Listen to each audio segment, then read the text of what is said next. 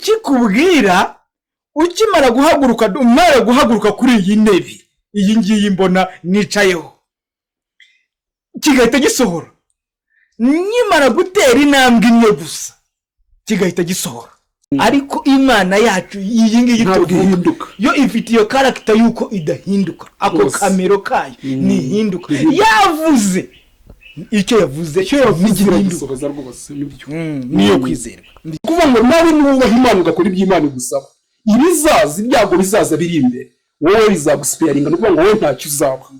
Imana niyo kwizerwa rero uko yagaragaye nk'iyo kwizerwa mu buzima bwa Nowa ni nako izagaragara mu buzima bwawe nk'iyo kwizerwa nuramuka ukoze ibyo igusaba gukora byose.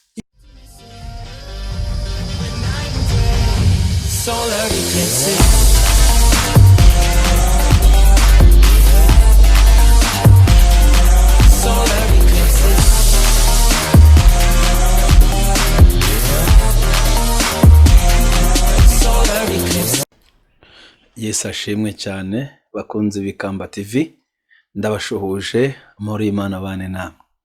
Turabakunda kandi turabasengera uko bukeye nuko bwije, kandi turashima comment zanyu n'uburyo mutwereka ko muri kumwe natwe. Wowe turakora subscribe n'umwanya wawe, kandi birakwiye gukora share. Imana iguhe umugisha, sangiza abantu izi nyigisho, Yesu aguhe umugisha. Ndashima Imana rero ko tugarutse imbere ya kamera. Dufite abatumirwa ari topic tugiye kwigaho, ariko mbere ko mbereka abatumirwa bacu reka dusenge Imana niturangiza tubakiri. Nkuko nabibabwiye, iyi ni Kamba TV izenguruka cyangwa se ihura n'abantu batandukanye mu buryo bw'inyigisho cyangwa se mu buryo bw'iyobokamana. Nta yindi misiyo dufite no gusakaza ubutumwa bwiza, no kubwira abantu ko Yesu yatsinze kuzimu agasinda icyaha n'igisa nacyo, no kubwira abantu ko Yesu agikora imirimo n'ibitangaza. Rero wowe ukurikiye Kamba TV, iki kiganiro nikiguciki. Dufite abatumirwa b'abahanga basobanukiwe mu bintu tugiye kubabaza. Ndakwifuza kuza kukira bakandi ukakirangiza. Reka dutangiye dusenga. Mwuka wera manu kubane natwe kuri abakozi bawe ugiye gukoresha, babwira isi yose kuri Imana yacu. Reka rero muri aka kanyu dushoboze kuza kuganira iki kiganiro. Reka umwuka wera manuki kandi agomye kubana natwe. Turaguhamagaye ngo dushoboze kuri iyi gahunda tugiyemo. Reka ibyo ushaka n'ibyo ushima bize kubera muri iki kiganiro. Icyo ngusabye Mwami, reka uzareba izi nyigisho azahemburwe. Umukunzi w'ubutumwa bwiza, umukunzi ukunda ijambo ry'Imana, reka azahemburwe. Maze umunsi umwe azabona imirimo n'ibitangaza bituruka mu ijambo, kuko ijambo rikora byose. Urakoze kunyemereye kubikoze mu izina rya Kristo Yesu, amen. Imana ibaho umugisha. Rero tugiye kubereka abatumirwa turi kumwe nabo, baratangira kubibwira. Imana ibaho umugisha. Nkuko nabibasezeranyije, abatumirwa tubagezeho. Twatangiye dusenga, reka tubabwire, mutangire mwibwira abakunzi b'Ikamba TV. Bakwita nde wowe? Amazina yanjye nitwa Pasiteri Nsanzamahoro Apolone. Ndubatse, mfite umudamu, ndashima Imana n'abana kandi ni umugisha. Murakoze. Namwe mwakomeza mwibwira abantu. Ngewe ni Nuwayo Valence, ndi mwarimu mu itorero Karuvari riyobowe na Pastor Steven. Mfite umudamu umwe. Imana ishimwe rero turi kumwe muri iki kiganiro kandi biragenda neza. Amen. Turabaciye ku Kamba TV kandi twishimiye kubana namwe. Pasiteri mwarimu, muri abantu b'inararibonye mu ijambo ry'Imana. Yego. Imana ibaho umugisha. Murakoze. Uyu munsi nabatumiye kugira ngo kubera ibintu bimaze iminsi bisirikira hanze n'ibijyanye n'ubuhanuzi bizenguruka. Yego. Kugira ngo tumenye koko topic yacu yitwa koko Imana niyo kwizerwa, cyangwa se yizerwa umwaka umwe ubundi gahinduka. Ese Pastor, umaze igihe kingana iki muri ibintu by'ijambo ry'Imana? Ibintu by'ijambo ry'Imana ni umuhamagaro. Ndi umwana muto, ababyeyi banjye bifuje ko njya mu kwigira muri seminari mu gipadiri. Nza kuza kwisanga narabigezemo. Uko Imana ijya kugutoranya naho iguhamagarira naho igufatira ni ahantu buri rimwe utaza kumenya neza ariko ukaza gusobanukirwa icyo Imana yagutoranirije. Rero maze guhera mu 2008 nibwo navumbuye umuhamagaro wanjye, nibwo nari musenga numva ko Imana impamagara kujya mu murimo wayo kuyikorera. Aho niho nakuvuga ngo ni full time, nabyiyumvishemo numva ko igihe kigeze, naho ngaho navuga nahereye neza. Amen. Uvuka cyangwa se icyo gihe wumvaga agomba kuba umupadiri birangiye pasiteri? Nuko nguko byagenze. Zira z'Imana zirinze igihumbi ko tuzitekereza, hari ukuntu ibyo iba yarabiteganije. Nuko uyu munsi ndi umushumba. Imana iguhungishe. Mwarimu Valens, ngunda kubona inyigisho zawe zirimo ubuhanga. Ibintu wabitangiye gute? Ese iwanyu hari umuntu wabaye pasiteri? Ibi bintu kuki utagiye kwiga ngo ube minister? Kuki utagiye kwiga ngo ube gavana? Kuki ibintu ubaye umwarimu wo kwigisha ijambo ry'Imana? Byagenze bite? Nanjye ubundi uko byagenze, ubundi urabizi ko mu buzima umuntu atangira atarasobanukirwa ibijyanye n'umuhamagaro we. Ni ukuvuga ngo wowe ufite ibintu wibwira wapanze ugomba gukora. Nanjye mfite ukuntu nari napanze ngomba gukora, ishuri ngomba kwiga, ishami ngomba kujyamo, imirimo nzakora nindangiza. Donc mfite ukuntu nari narabipanze narabipuraninze. Ariko icyo gihe nari ntarasobanukirwa umuhamagaro w'Imana uri ku buzima bwanjye. Ariko uko nagiye nkura imyaka igenda yigira imbere, niko Imana yagiye ingenderera. Nageze igihe nsobanukirwa umuhamagaro wanjye, nza gusanga utandukanye n'ibyo nge nibwiraga nzakora mu buzima. Nuko nabyibonyemo, Imana yarangendereye, ivugana nanjye mu buryo butandukanye. Imana ivuga mu buryo butandukanye, ushaka gukoresha umuhanuzi, ushaka kugendera wowe ubwawe, nawe ubwawe ukiyumvamo umuhamagaro. Nuko nguko nayobowe mu bintu by'Imana, kandi maze kubigeramo nasanze bifite imbaraga kurusha ibyo nge nibwiraga nge natekerezaga nakora. Ariko aho mariye kubigeramo rwose pe, nasanze nta kintu cyiza kibaho mu buzima nko gukora icyo wahamagariwe gukora. Aho niho imigisha yawe ibiri. Aho ngaho haba hari ubuntu bw'Imana buhagije bugushoboza kubona ibyo ukeneye byose mu buzima. Ndumva ikibazo cyawe nagisubiza gutyo, sinzi niba hari ibindi ushaka kumbaza, nge nditeguye kugusubiza. Urakoze. Ntabwo icyo ntekereza nuko wahisemo umuhamagaro kandi hari ibindi wagombye guhitamo ari uko Imana yakugendereye. Ariko ako kantu Imana yakugendereye ntayishatse kukabazaho. Se ubundi bwo Imana igenderera umuntu ikamubuza kujya kuba meya ikamubwira ngo ugende ube pasiteri, birashoboka? Bibiliya iravuga ngo ntabwo muri abanyu ngo mwigenge. Uranyumvise? Ngo ntimuri abanyu ngo mwigenge. Ni ukuvuga ngo ntabwo ndi uwanjye ngo nigenge. Hari uwandemye unyobora, ufite gahunda ku buzima bwanjye, ufite ibyo yifuza ko nkora. Iyo rero ngewe nshatse kujya gukora ibyo nge nshaka bitandukanye n'ibyo wandemye ashaka, hashobora kuvuka ikibazo gikomeye cyane. Imana rero kubera ko ibigufiteho umugambi, yarakuremye izi neza ibyo yapuraninze ku buzima bwawe, ifite uburyo ikugenderera ikavugana nawe. Ishobora guca mu wundi muntu cyangwa ubwawe ikakwisangira nk'uko nabivuze. Benshi ntibabisobanukiwe, nanjye ntabwo nari mbizi, ariko igihe Imana yangendereye nabanje gusa n'ushidikanijeho gatoya. Ariko ngeze aho ndavugana, ariko ibi bintu reka mbyinjiremo ndebe. Maze kubyinjiramo nasanze neza ari ukuri, iby'Imana ivuga ari ibyo kwizerwa. Ni ukuvuga ngo nuko ninje mu muhamagaro w'Imana maze kugendererwa n'Imana. Nubwo hari abantu benshi batemera ko Imana ivuga, ubwo abo ngabo nyine niba batabyemera neza bazadushake tusobanurire neza Imana yacu n'Imana ivuga. Iyo ibonye umuntu yarahushije umuhamagaro ari gukora ibintu bihabanye n'iby'imwifuzaho, iramugenderera. Gusa hari abigenderera bakanga kuyumva, ariko yabagendereye. Muri Yobu 33:14 niho batubwira ngo Imana ivuga rimwe cyangwa kabiri mu nzozi abantu baryamye basinziriye, ngo nuko batabyitaho. Nuvuga ngo hari abantu Imana ivugana nabo yabavugishije ariko ntibabyiteho. Wumvise? Ariko nge nitaye Imana itangira kuvugana nanjye nabyitayeho, ndavuga ni iri jwi numvise, reka ndikurikire ndebe ikizavamo. Maze kubyinjiramo rero nasanze bifite umusaruro ukomeye cyane. Nuko ninjiye mu bintu by'Imana, naragenderewe. Wenda nawe nkurikiye uzagendererwa, ariko ijwi ry'Imana niri kugeraho ntuzafunga amatwi uzumva icyo Imana ikuyoboramo, kuko gukora ibyo wahamagariwe nicyo kintu kizakungura mu buzima kurusha ibindi bintu byose bibaho utekereza wakora. urakoze. hari ijambo wavuze ngira ngo naryo tugiye kugarukaho, nabatumiye kugira ngo mubwire abantu uburyo Imana ariyo kwizerwa. nayo topike tugiye kwigaho, wenda tuzongera tubatumire utubwire mu bundi usobanura uburyo mwitabye ijwi ry'Imana. hari abantu batubwira ngo bitabye Imana, twasinze kwitaba Imana atari ugupfa, ahubwo ngo kwitaba umuhamagaro. Ariko reka tugaruke kuri topike yacu uyu munsi.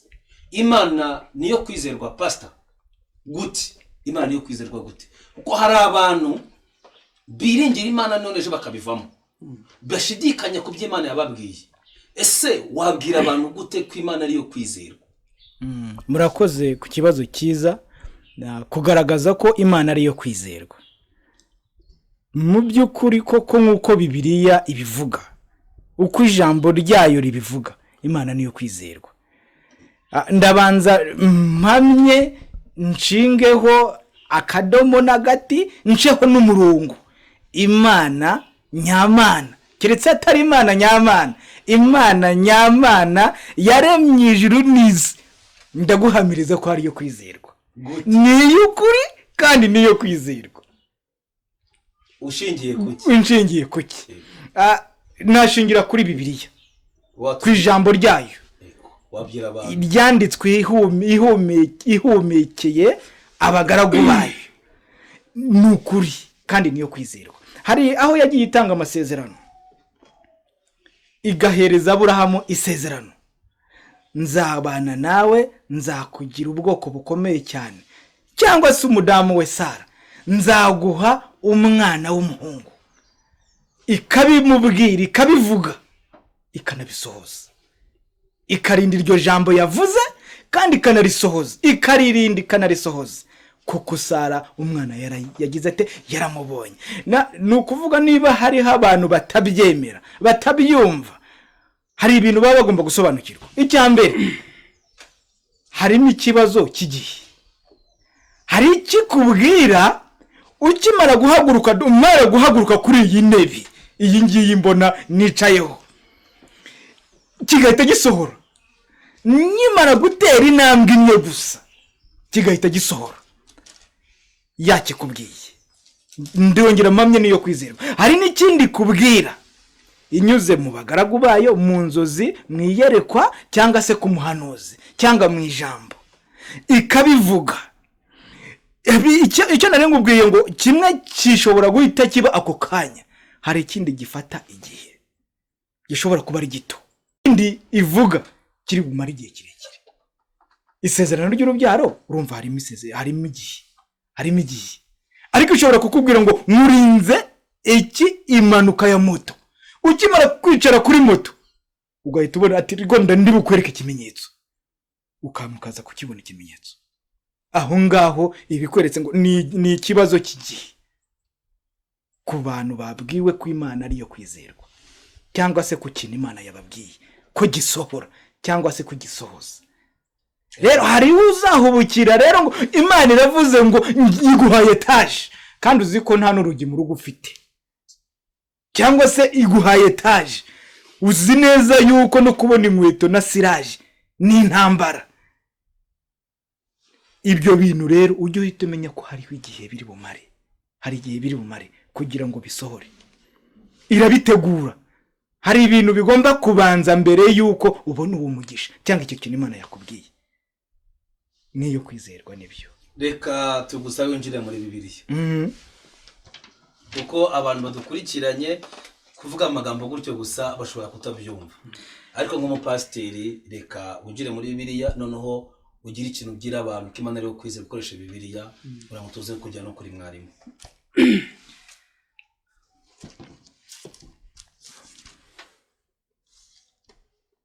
Tugiye kwifashisha Yosuwa ibice 21 umurongo wa 45. Kaduhasome twumve n'ukuntu havuga. Yosuwa 21 umurongo wa 45.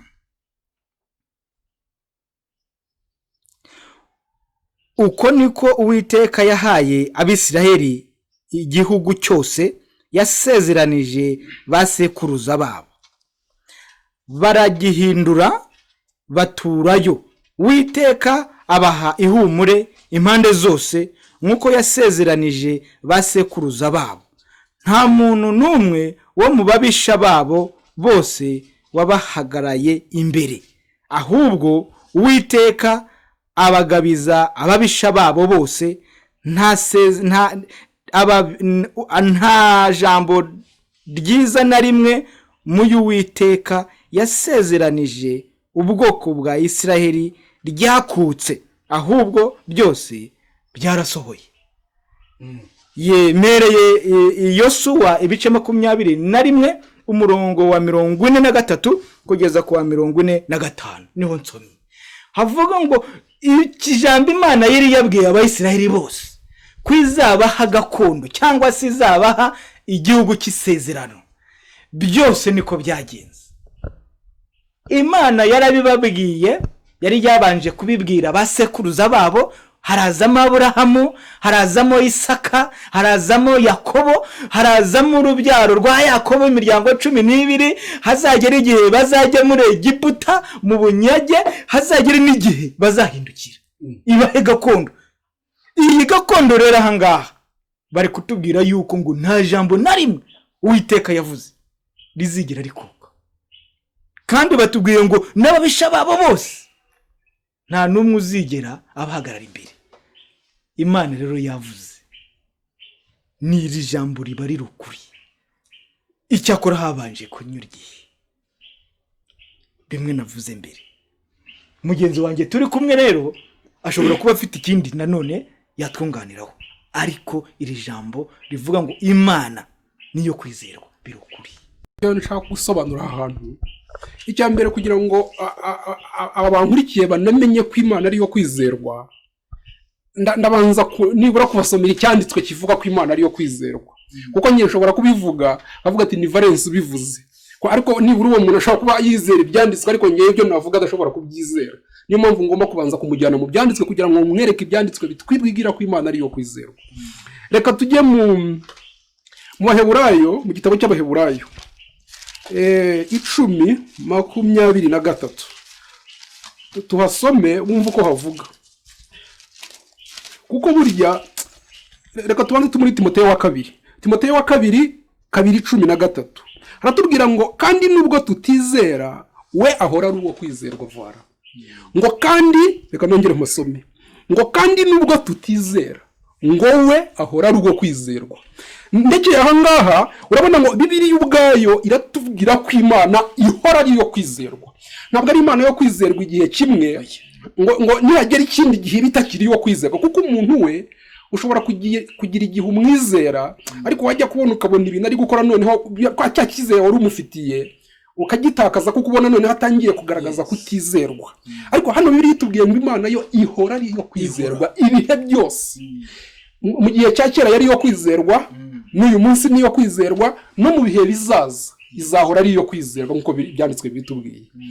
Ariko noneho usibye gusa no kuguha icyanditswe kivuga ko Imana ari iyo kwizerwa, nanakubwira n'abantu muri Bibiliya Imana yigaragarije nk'iyo kwizerwa, kuko Imana hari ibintu isezeranya, iyo ibishohoje nicyo kiba kikweretse ko ari yo. Ko umuntu ashobora kugusezeranya ikintu ariko icyo agusezeranije ugasanga ntabwo agikoze. Bibaho, hari abenshi bagiye badusezeranya ibintu ntibabikore. Kubera iki? Ni abantu, ntabwo ari abo kwizerwa. Iyo umuntu akubwiye ikintu urashidikanya uti nzabyemera ari uko mbibonye, ariko Imana yo iyo yagusezeranije ikintu, icyo yasezeranije iragisohoza. Tugiye muri Bibiliya, reka dusome muri Bibiliya. Utarakomeza n'ikindi uko uvuze ngo niyo kwizerwa, hari ikindi kintu Imana yihariye abantu twebwe tudafite. Guhinduka.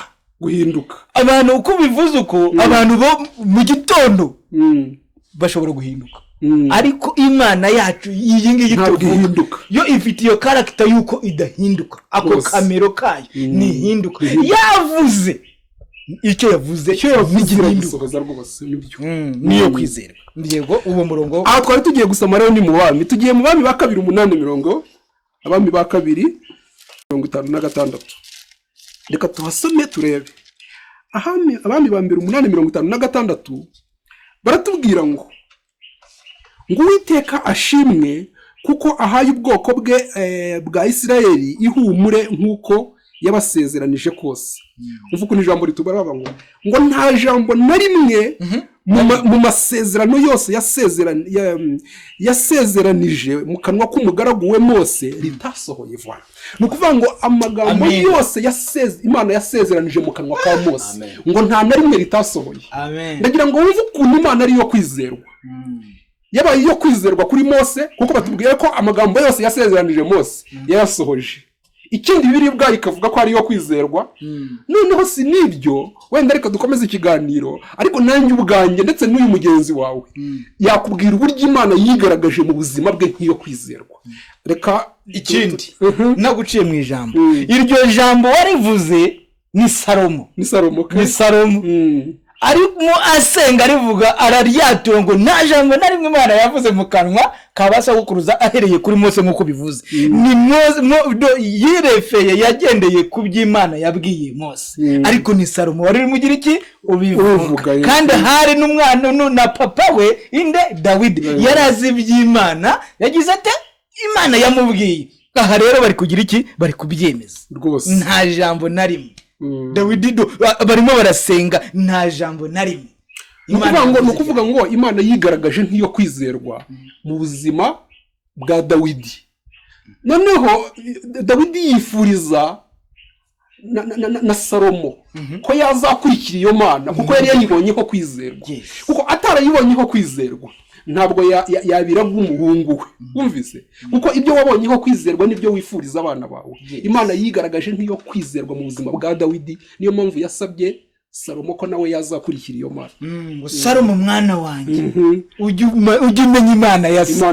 Iyo Salomo yakoreraga aba ariyo nawe uzakorera rwose. Nuyita izaguta. Urumva hari umurage muri make. Imana niyo kwizerwa. Nuko twarimo turubivuga hanga hagenda hagoma icyo kibazo igihe nicyo kikunze kuba ikibazo rwose. Ubibwiwe bayumva ngo birasohora mu masegonda. Si ibyo se kandi ntago ari oya. Ni ukuvuga ngo ikubwiye ngo nguhaye umwana. None se uri umusore uzagira umwana utakoze mariage. None se wenda nta fiance ufite bizahari iyo step uzabanza inzira bizaca kugira ngo bisohore. Ikibazo rero cyawe bavuga ngo ntibisohora cyangwa ntisezeranya ngo usoze, bumva barashaka guhaza n'irari ry'umutima. Irabimbwiye Imana none hanga nibize. None hanga nibize kandi nuri bituhura n'umuki wenda n'umufiance. Umwana nago ahita umubona. Hari igihe bigomba kumara. Muri Bibiliya hari umuntu nabonye Imana yagiye ivugana nawe kandi nagiye mbona Imana yaramubereye iyo kwizerwa nk'umugabo witwa Nowa. Ese Pastor Nowa niki wamwigiyeho? Niki abantu bakwigira kuri Nowa? Niki wabwira aba inshuti z'Ikamba TV? Ni ikibazo cyiza.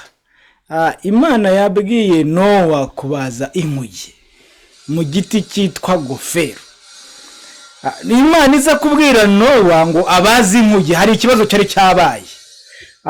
Yaramubwiye ngo turebye mu ijambo Imana ibwira Nowa iti iherezo ry'abafite umubiri bose rije mu maso yanjye, kuko isi yuzuye urugomo kubwabo, dore nzabarimbura n'isi. Nuko rero wibariza inkuge mu giti cyitwa gofero, ugabanyemo reka turekera ahangaha ugabanyemo tutajya mu bigendanye n'ibice. Imana yabibwiye Nowa kuko hari icyo yashakaga kurema gishya, hari icyo yashakaga gushyiraho gishya. Mbere yuko ibimubwira ngo kubaza inkuge, hari ibintu bitariho muri icyo gihe. Icya mbere Nowa Imana imubwira ngo baza inkuge, imvura izagwa. Nta mvura yari yarakabayeho, nta mvura, abantu ntabwo bari bazi imvura. Umva byari ibintu bisa naho biri mu busazi kumva ngo imvura izagwa, no kumva noneho ngo ureme ubwato, nacyo cyari ikindi gisa naho ari igitangaza kiri aho ngaho n'abantu batapfa kubona. ku buryo n'igihe Nowa yinjiraga mu bwato baravuze ngo mwabonye Nowa yabashije yaremye kiriya kintu ni igiki. Rero Imana yacu niyo kwizerwa, yarabimubwiye kuko hariho ikigendanye no gukuraho igihe cyangwa se ibyaha n'ababikoraga bikavaho, hagatangira ubundi bwoko, irindi shyanga, undi muryango Imana izishimira. Yari yabimubwiye, abandi bose bararimbutse n'ibyari biriho birarimbuka, ariko imubwira amahame n'amabwiriza azakurikiza ku bintu n'abantu bazarokokera mu nkuge. Ubizanye nk'uyu munsi, hari igihe umuntu atangira umurimo w'Imana avuze akagoma, nta cyuma, nta mukristo, nta n'umuririmbyi, ariko ugakora umurimo w'Imana bikarangira umurimo w'Imana wagutse, ugatera n'imbere. Bamwe bakaza ariko uzi ko ari wa wundi wavuzaga akagoma mu muhanda byaramuhiriye, ariko iyo Imana iba yabikubwiye niko bigomba kugenda, niko biba bigomba kugenda, biba bigomba gusohora kuko Imana iba yagutumye. Rero yarabimubwiye, ndetse iza kuza kwikingira idirisha, umwuzure ugiye gutangira, imvura igiye gutangira kugwa. Nibwo imvura itangiye kugwa, abantu baje kuvumbura neza yuko ibyo Nowa yavuze biri ukuri, ibyo Imana yabwiye Nowa byari ukuri. Bifuza kwinjira muri ya nkuge, Uwiteka yafunze. Turuka iryo jambo ngo Uwiteka yafunze ntawe ubasha gufungura, kandi yakinguye ntawe ubasha gukinga. No kubigisha no mu buzima bw'umukristo bw'umuntu niko bimeze. Yakinguye ntawaza ngo aravuga ngo hariho ferabeto, hariho oya, yakinguye rwose. Yafunze ngafunga ijuru cyangwa se ngo imvura ntigwe, yafunze iba yafunze. Ni ifite ubwo bubashye. Ibyo yamubwiye rero ni ukwizerwa. Ibyari byo byose byarapfuye. Nowa ndetse nabo bari kumwe nabo, abahungu be 3 n'inshuti z'abahungu be 3, ubwo ni abakazana, ndetse n'umudamu, ubwo ni abantu 8. Nibo bavuyeho umuryango wundi wubaha Imana, nibo barokotse bonyine, ndetse n'ibyari kumwe nawe mu nkuge. Ibindi byari hanze byose byararimbutse. Urakoze cyane pastor. Hari abantu bari batazi ko imvura yabonetse ku bwa Nowa, bari batazi ko igihe Imana yavuganaga na Nowa ko icyo gihe nta mvura yabagaho, ariko imvura Nowa yavugaga ibintu bisa nkaho bidashoboka cyane, ko bwari ubwa mbere abantu bagiye kubona ku iyo mvura. Ese mwarimu Valens, iki kintu n'icyo wabwira abakunda ijambo ry'Imana, kuko Imana ari ukwizerwa? Nowa uramuza gute n'ubuzima bw'umuntu w'iki gihe? Ushaka kuba ari umushomeri, ushaka kuba udafite amafaranga, uri mu kazu gaciriritse, udafite na adresse, ariko yaravuganye n'Imana. Wabihuza gute n'ubuzima bwa Nowa? Dufatiye ku buzima bwa Nowa, tunagendeye kuri cya kindi twavugaga cyo kwizerwa kw'Imana. Urabona Imana yatangiye ibwira Nowa imusaba kugira kubaza inkuge, noneho aza kubaha iryo jwi ryavuganye nawe, arabikora. Kandi koko yaje kubona ibyiza byabyo amaze gukora icyo Imana yamubwiye. Umwuzure igihe waje, Nowa watsembye Nowa ntiyari arimo n'umuryango we. N'ingaruka nziza zo kubaha Imana, ko biri tubwira ko icyo Imana yabwiye Yobu yagikoze nkuko yakimubwiye. Hano muri Itangiriro 6:22 baratubwira ngo Nowa agenza atyo ibyo Imana yamutegetse byose aba ari byo akora.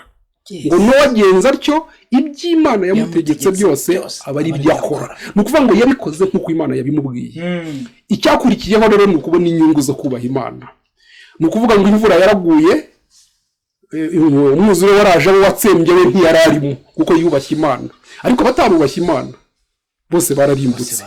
Ni ukuvuga rero ngo n'umukristo, kandi nagira ngo wumve ko igihe Nowa yakoraga biriya bintu Imana yamusabye, nawe yabaye nk'iri gukora ibintu, we yarubashye gusa, ntabwo ari ukuvuga ko yarasobanukiwe n'ibigiye gukurikira, kuko n'imvura ntiyari ntiyakanayibonye nibyo by'umwuzure, ariko we gusa yubashye ijwi ryavuganye nawe, ubundi ategereza kureba ibizakurikiraho. Iyi niyo nama rero nagira abakristo b'uyu munsi. Ni ukuvuga ngo uyu munsi hari ibintu Imana ibasaba gukora. Ni ukuvuga ngo nibakore nk'uko Nowa yakoze, nibakora iby'Imana ibasaba gukora byose nk'uko ibibasaba, nk'uko hano batubwiye ngo Nowa agenza atyo ngo iby'Imana yamutegetse byose aba ari ibyo akora. Nawe niba hari iby'Imana igusaba, niba hari iby'Imana igusaba gukora, wowe nkurikiye ndagira ngo ubikore nk'uko Imana ibigusaba, nk'uko kwa Nowa. Ubundi uzareba ukuntu Imana ari iyo kwizerwa. Imana izagaragara nk'iyo kwizerwa mu buzima bwawe nk'uko yagaragaye nk'iyo kwizerwa mu buzima bwa Nowa. Ni ukuvuga ngo ibizaza bije guhitana abantu, wowe ntibizaguhitana, kuko haje umwuzure, ariko Nowa ntacyo yabayeho n'umuryango we. Ni ukuvuga ngo nawe nubaha Imana ugakora iby'Imana igusaba, ibizaza, ibyago bizaza biri imbere, wowe bizagusipeyaringa. Ni ukuvuga ngo wowe ntacyo uzaba. Imana niyo kwizerwa rero. Uko yagaragaye nk'iyo kwizerwa mu buzima bwa Nowa, ni nako izagaragara mu buzima bwawe nk'iyo kwizerwa nuramuka ukoze ibyo igusaba gukora byose. Ikindi nkunganira, uko bivuze aho ngaho ngo Nowa agenza atyo ibyo Imana yamutegetse byose. Imana yavuze, tubanza twumvikana iryo jambo, Imana yavuze ikakubwira ari Imana nyamana yavuze. Ndongera ndisubiremo, yo yavuze. Iryo jambo yavuze Bibiliya tubwira ngo iraririnda, ikarinda n'uwo yaribwiye rwose ngo kugira rizasohore. Ikibazo abantu bari bugire ni ukubanza kumenya ni Imana yatubwiye, ni Imana yambwiye, ni Imana yakubwiye. Niho iki kibazo kiri. Niba ari urakurikizaho ibyo bindi, ndabyumvira buryo ijambo yambwiye ngo nitondere ibi, ndeke ibi, muri kizibi. Iyo yavuze birasohora, birasohora. Rero ndafashwa n'abandi bazafashwa. Imana niyo kwizerwa, niyo kwizerwa rwose. Turabibona, turabagabo bo kubihamya rwose, turabagabo bo kubihamya no mu buzima bwacu rero. Ariko twakomeje ngo turi gukoresha muri Bibiliya, bashobora kuvuga ngo ibi bintu ngo n'ubundi byabwiwe. Hari abantu bazi guhakana, bagashaka n'ibimenyetso byo bifatika byo guhakana icyo bari guhakana. Ariko iyi segonda n'iyi munota, natwe no mu buzima bwacu hari icyo yavuze, hari n'ibyo yavuze kandi irabikora. Iraririnda, oya ngo iki, iraririnda nanjye irandinda, iranarisohoza gute. Ni ibintu bishimishije. Ni ukuvuga ngo byo byonyine no kuba ndiho mpumeka nkiri muzima nacyo ni kimwe. Kuvuka, hari abo twavukiye rimwe batakiriho, hari abo twiganye batarangije batakiriho. Hari impamvu nyinshi zitandukanye zibarika zo mu buzima bwacu. Nareba ku buzima bwanjye bwite, gukira indwara, ndarwaye ndetse mbwira n'uri mu bitaro, Imana yarabimubwiye. Uri kunyumva? Ndakumva. Ari mu bitaro Imana yarabimubwiye, nuko nanjye yanyijije. Niba iyo nizera nawe ariyo yizera, isumba byose, nawe izakira rwose. Keretse igihe gusa nawe azakira. Yarabimbwiye mu 2008, hari kuwa 4. Ngiye kuguha ikimenyetso kimwe. Hari kuwa 4 ari nimugoroba, turi mu masengesho, irambwira ngo nguhawe gutsinda icya leta, ikizamini cya leta. Ati kandi nanone ikindi, ntabwo uzahagararira aho ngaho, uzakomeza. Mu gitondo kuwa 5, hari kuwa 4, ibya leta birasohoka. Bisohotse naje kuza gusanga icyo gihe dutsinda gusohoka mu muntu za mu batsinze ibya leta, basohokaga kumvaho. Nisanze izina ryanjye ryanditsemo kumvaho nuko yabivuze. Rero ijambo yarivuze ari Imana.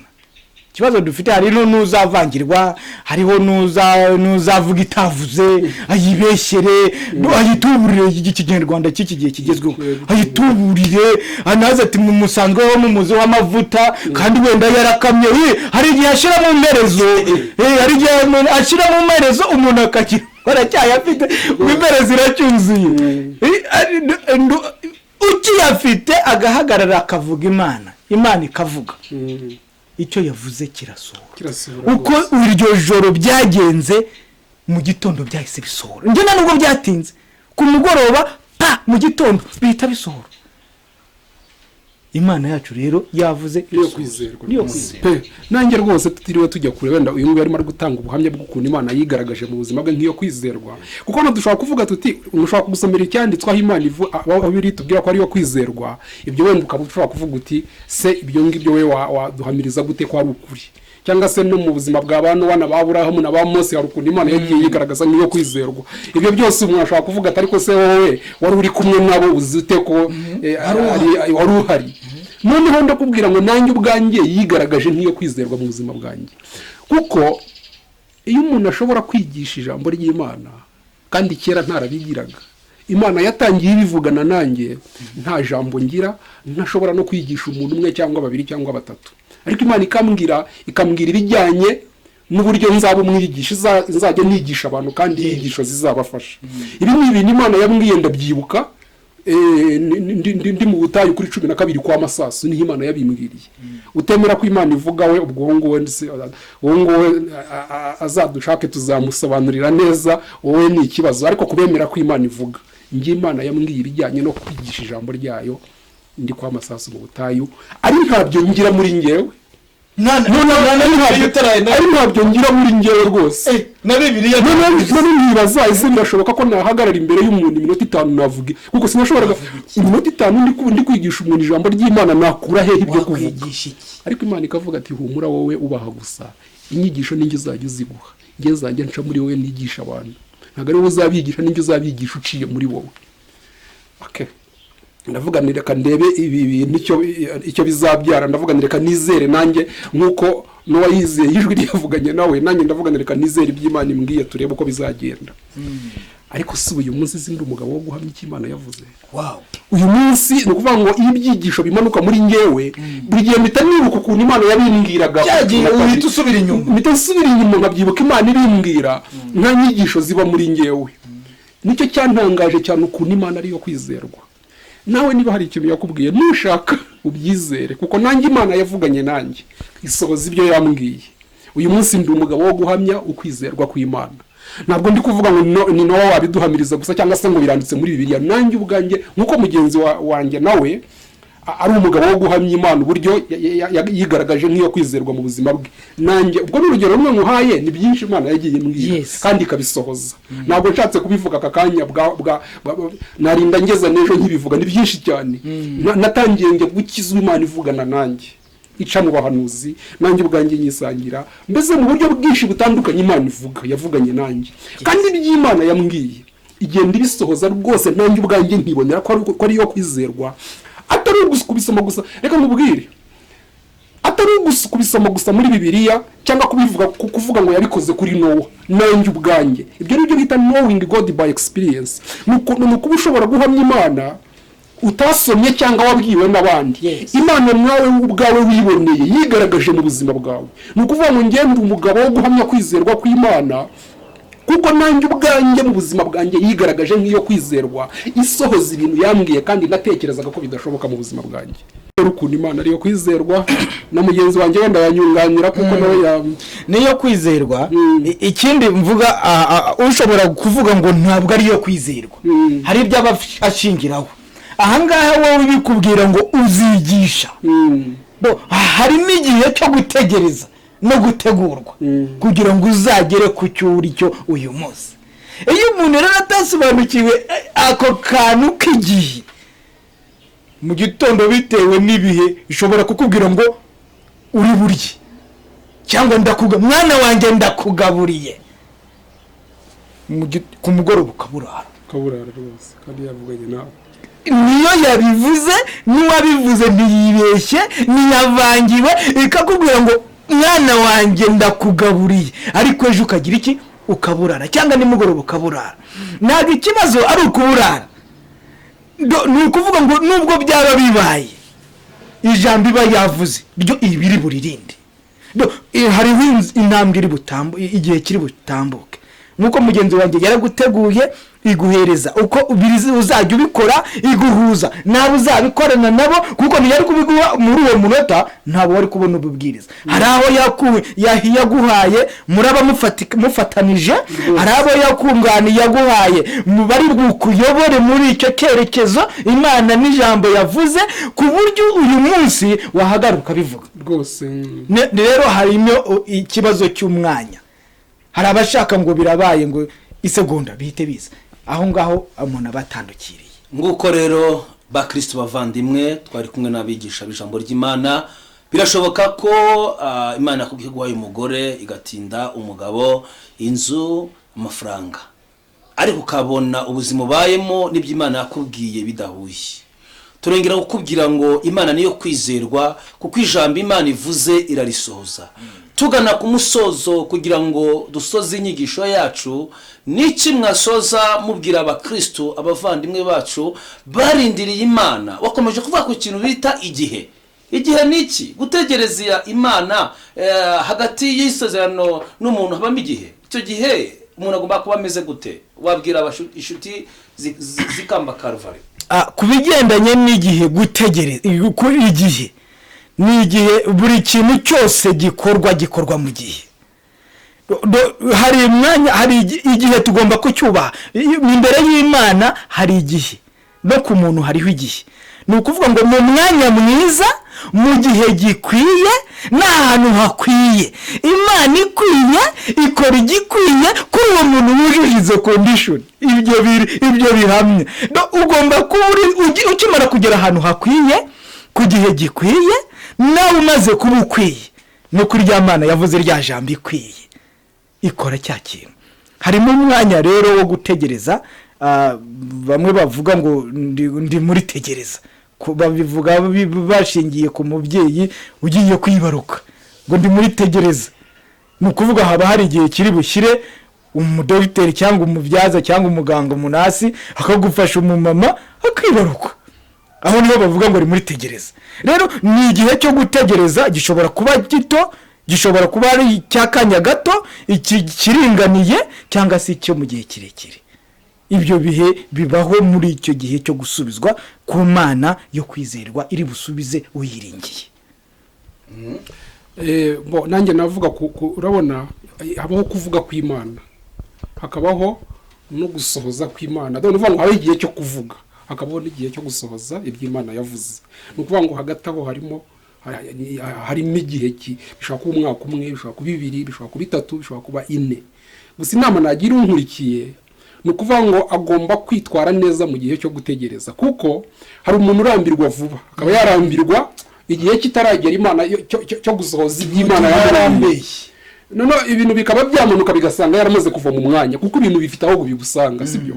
Niba umbwiye wenda ngo tegereza hano hari ibintu ngiye kukuzanira, wahaza ugasanga namaze kuhava, ese wazuka burubi hava, ese ko namusize hano agiye hehe? Kandi Imana irashaka kugira ngo umwanya yagusezeranijemo azaba ari gusangamo ikuzaniye ibyo yagusezeranije. Biragusaba kugira ibyo wihanganira, biragusaba kwihangana cyane no kwirinda kugira ngo utava mu mwanya, kuko Imana yavuganye nawe, yagiye ni ukuvuga ngo ibyo yagusezeranije reka nibiza nizagusanga ukiri mu mwanya utarawuvuyemo, utararambiwe. Gira kwihangana rero, wizere ko uko Imana yabaye yo kwizerwa mu buzima bw'abandi twasomye muri Bibiliya, natwe ubwacu nawe niko Imana izaba yo kwizerwa mu buzima bwawe. Icyo usabwa gusa ni ukwihangana ugategereza, ubundi mu gihe gikwiriye, mu gihe cyagenwe, uzabona Imana ikora ibikomeye mu buzima bwawe kandi isohoza ibyo yagusezeranije. Murakoze. Pasiteri, niyo cyo wacyongeraho unadusengera, kandi itongera kubakenera, tubatumira ku Ikamba TV, muzatwemerere mwongere mugaruke murushaho kubwiriza abantu ijambo ry'Imana. Kuba mwadutumiye ni umugisha, kandi namwe tubasabira umugisha, kuko ubu buhamya bwo guhamya ko Imana ari yo kwizerwa burakenewe, kuko hari ababivamo bitarageza, nk'uko mugenzi wanjye bivuze, biri busohore akaba bivuyemo.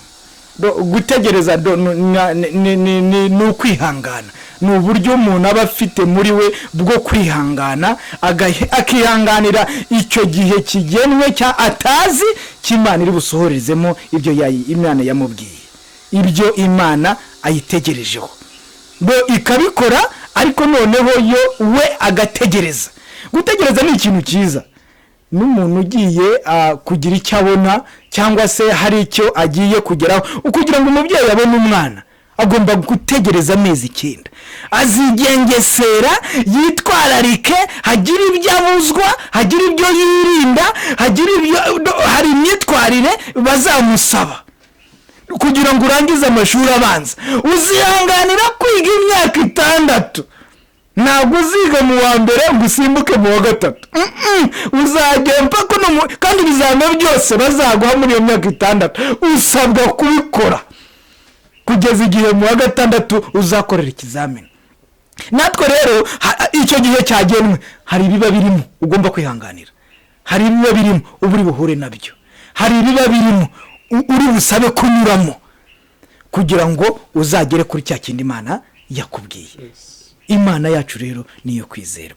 Nifuriza abaduteza amatwi n'abatureba n'abakurikiye Ikamba TV ko basabwa, bagomba gutegereza niba Imana yababwiye. Niba ramuka batabikoze, icyo Imana yabavuzeho nako kizasohora. Nifashishije nanone muri Bibiliya hari aho batubwira ngo ku myaka 40 Imana yaduhaye iri sezerano kuzaduha gakondo Yosuwa na Kalebu. Ariko ku myaka 85 nibwo Kalebu yari guhamya ngo icyo gihe Imana ibitubwira dufite imyaka 40 ikadeshi y'Ibaruneya, twari dufite 40, uyu munsi twarakuze dufite 85, hashize 45 yiyongera ku 40 yari afite. Uyu munsi nibwo Imana yatangiye gukora no gusohoza amasezerano. Hari urugendo rurerure. Rero bene data badukurikiye turabasaba gutegereza, mwihanganye, udafite ubwoba bw'ibyo ucamo, udafite ubwoba n'ibyo unyuramo, ahubwo ukagumya ubwibutsa wa wundi wakubuhaye isezerano, umubwira ngo ndacyategereje, umubwira ngo ndacyarindiriye, umubwira ngo ndacyakumva, ndacyari hahandi, ndagutegereje ko usohoza icyo wambwiye. Amen. Wasenga. Mwami turagushimiye kubw'abagaragu bawe bindahemuka bagitegereje, ndetse tunasengera n'abandi bagitekereza yuko iyo uvuze udasohoza. Uyu munsi turi guhamya ko usohoza, turi kuvuga yuko ukwizera abona bya bindi yiringiye akabihabwa na wa wundi wamusezeranije, akabihabwa na wa wundi wabimubwiye, kuko twabonye mu ijambo ryawe ko basezeranijwe bose ibyo basezeranijwe Imana yo kwizera yabibahaye. Turasengera abari burwaye biringiye ko bazakira bakomeze biringire, turasengera abababaye ngo bakomeze biringire yuko ububabare bwabo bwakurwaho na wa wundi wabasezeranije. Turasengera abandi bafite gutegereza ngo bakomeze bategereze bihanganye ko Imana yabasezeranije ari y'ukuri, ari yo kwizerwa, ari yo kwiringirwa, kandi izasoza neza icyo yabavuzeho. Turasengera n'abafite ibibazo, tugasengera n'abandi bihebye, tukumva n'abandi bari bagiye kubivamo, tubabwira ngo